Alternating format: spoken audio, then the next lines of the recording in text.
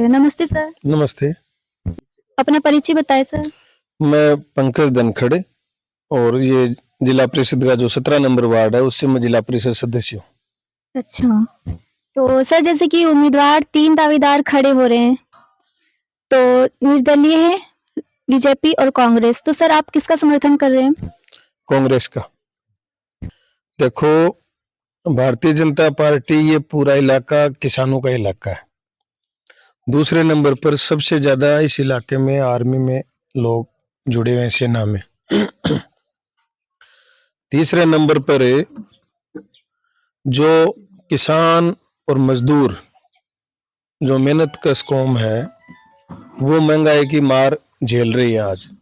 आज हालात ये इतने खराब हो गए हैं कि घरों में 2 जून की रोटी भी मेहनत करने वाले लोगों के पास है नहीं। बिजली के बिल हैं, कितना प्रयास करके हमने लड़ाई लड़के कम करवाए। आज बीजेपी राज में घरेलू बिजली के बिल 2000 से लेके 14-15 हजार तक आ रहे हैं। किसान है, उसको जो भाव मिलना चाहिए था वो मिल नहीं रहा। सेना की जो भर्ती होती थी स्थायी भर्ती, अग्निवीर करने के बाद पूरे इलाके के नौजवानों का मनोबल टूट गया है। किसान जो आंदोलन चला कृषि कानूनों को लेके, उस कृषि कानूनों में किसानों ने पूरे भारत में इसका विरोध किया उन कानूनों के खिलाफ, और सरकार ने 13 महीने तक उनको दिल्ली में लटका के रखा। हर तरीके से उनको प्रताड़ित किया गया। इसलिए भारतीय जनता पार्टी किसान मजदूर, जिस तरीके से अभी ताजा आप देख रहे हो संविधान के साथ रोज छेड़छाड़ हो रही है, रिजर्वेशन को खत्म करने का प्रयास हो रहा है, तो इनकी मानसिकता आम आदमी के, छोटे मजदूर, व्यापारी, किसान, गरीब के खिलाफ है। इसलिए हम कांग्रेस के साथ हैं। जैसे कि सर वंशवाद है कांग्रेस का, ओड़ा जी का मुद्दा उठ रहा है ये, तो इसके बारे में अपनी थोड़ा सा राय दीजिए। वंशवाद राजा महाराजाओं में होता था कि राजा अपने बेटे को बनाता, उसका बेटा उसको बनाता। अभी लोकतंत्र है, इसमें जनता चुनती है।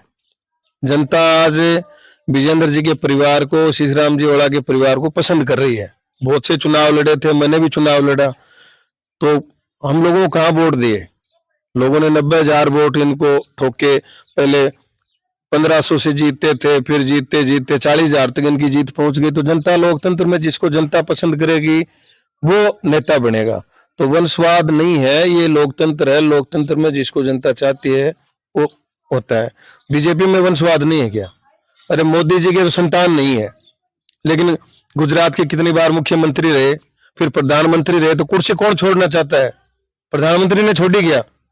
वो सुंदरा जी बीजेपी की चीफ मिनिस्टर रही, अभी एमएलए है, तो उनका बेटा सांसद नहीं है क्या? यहाँ सुंदरलाल जी बीजेपी में थे, उन्होंने अपने बेटे को प्रधान बनाया, फिर एमएलए की टिकट दिलवाई। वंशवाद नहीं है क्या? आज कौन, सब लोग, जो हवलदार सूबेदार है वो अपने बेटे को हवलदार सूबेदार बनाना चाहता है, डॉक्टर है वो अपने बेटे को डॉक्टर बनाना चाहता है, कलेक्टर है वो कलेक्टर बनाना चाहता है। तो वंशवाद कहाँ है? उनकी एक खेती है, उस खेती को आगे बढ़ा रहे हैं, जनता उनको पसंद कर रही है। एक ही पार्टी के हैं दोनों, लेकिन आप बता सकते हैं किसका ज्यादा पल्ला भारी हो सकता है? देखो, भारतीय जनता पार्टी पिछले 20 साल से झुंझुनों में यही खेल खेल रही है। ये पैसे लेके टिकट देते हैं, जिसका मोल भाव ठीक सेट हो जाता है उसको टिकट देते हैं। इनको ना तो कोई कार्यकर्ता से मतलब है, ना इनकी कोई विचारधारा है। इनके ज्यादा भेंट चढ़ जाएगी। जैसे कई मंदिरों में आजकल दर्शनों की वो नहीं आ रही क्या, वीडियो वायरल हो रहे हैं, फोटो। अगर पुजारी को 1100 रुपये, 2100, 5100 रुपये दे दिए तो सीधे दर्शन हो जाते हैं। और कोई बेचारा, उसके पास स्थिति उसकी ठीक नहीं है, तो वो शाम तक लाइन में लगा रहता है। तो यहाँ तो भेंट चढ़ती है। आज बबलू जी ने इस क्षेत्र में बहुत मेहनत करी और उनका चुनावी समीकरण भी ठीक था, टक्कर का चुनाव हो सकता था, ऐसी संभावना बन गई थी पूरे क्षेत्र में। खूब उन्होंने मेहनत भी करी, लोगों को भी जोड़ा, प्रोग्राम भी करवाए, पार्टी ने जो सहयोग मांगा वो भी दिया। लेकिन आज ऐसे मौके पर उनकी टिकट काट के उनके कार्यकर्ताओं का मनोबल तोड़ा है, उनके राजनीतिक करियर को खत्म करने की कोशिश करी है। इसलिए तमाम उनसे जुड़े हुए जो लोग हैं उनमें आक्रोश है और वो बदला इस चुनाव में लेंगे। कहने का मतलब यह है कि वो सब जने अभी निराश हैं। 100% निराश है, 100% निराश है। आपके सामने आ जाएगी सारी चीज। विधानसभा का चुनाव लड़ा तो इस बार आप कांग्रेस के साथ क्यों हो, थोड़ा बता सकते हैं? बिल्कुल, मैंने विधानसभा का चुनाव लड़ा और पूरे क्षेत्र में मैंने आखिरी दम तक पूरा कैंपेन भी किया। लेकिन फिलहाल जो जो ये अपना जो क्षेत्र है, इस क्षेत्र में कांग्रेस और बीजेपी की विचारधारा के ज्यादातर लोग हैं। निर्दलीय जीता तो भी वो मेरे व्यक्तिगत जुड़ाव और मेहनत मेरे कार्यकर्ताओं की टीम थी, इस वजह से मैं निर्दलीय यहाँ जिला परिषद जीत पाया। आज दो पार्टियों का इस विधानसभा क्षेत्र में लंबे समय से प्रभाव रहा है। बीजेपी के साथ हमारी विचारधारा मैच नहीं खाती। हमारे कार्यकर्ताओं का, जिन्होंने जिला परिषद जिताया, उन सब लोगों का दबाव था कि लोकसभा चुनाव में हम कांग्रेस को समर्थन कर रहे थे, सिर्फ समर्थन का ही था। तो कार्यकर्ताओं का यह दबाव था कि आपके साथ जुड़े हुए 20 साल हो गए, छात्र राजनीति से लेकर आज तक हम आपके साथ जुड़े हुए हैं, और आप हर बार निर्दलीय या कोई तीसरे मोर्चे की पार्टी से चुनाव लड़ते हो। इस बार हमने आज तक आपकी बात टाली नहीं। आज हमें भी, हमको भी, आपको भी हमारी बात माननी पड़ेगी। इस बात पर समर्थन देने की बजाय उन सब कार्यकर्ताओं ने मुझे कांग्रेस ज्वाइन करवा दी। लोकसभा चुनाव में मैं कांग्रेस में था, आज भी कांग्रेस में हूं, और जो मेरी मानसिकता, जो मेरी विचारधारा थी, उसके और कांग्रेस के विचार मिलते हैं। कांग्रेस राज में हमने बिजली फ्री करवाई, आज भारतीय जनता पार्टी बिजली बढ़ा रही है।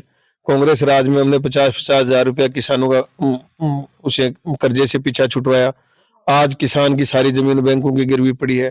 कांग्रेस ने कहा कि अग्निवीर स्थायी हो, हमारी भी लंबे समय से मांग है कि अग्निवीर है ये स्थायी हो, ताकि नौजवानों का आर्मी की तरफ एक रुझान बढ़े।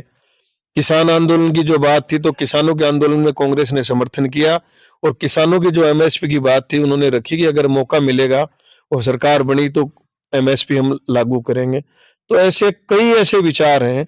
एक कौमी एकता का है, उन्होंने कभी जातिवाद, भेदभाव, मंदिर मस्जिद की, एक कौम को दूसरी कौम के खिलाफ लड़ाने का, इस तरीके की कभी कार्रवाई नहीं करी। उन्होंने हमेशा डेवलपमेंट पर ही देश में बात करी, और डेवलपमेंट के मुद्दों पे उन्होंने चुनाव लड़ा। इसलिए सब कार्यकर्ताओं की राय से मैं कांग्रेस में गया हूँ। हम यहाँ कठियाना के गांव में पहुंचे हैं और हमने मुलाकात की है पंकज धनखड़ जी से। तो इसी के साथ हम लोग आपसे नेक्स्ट वीडियो में मिलेंगे। धन्यवाद।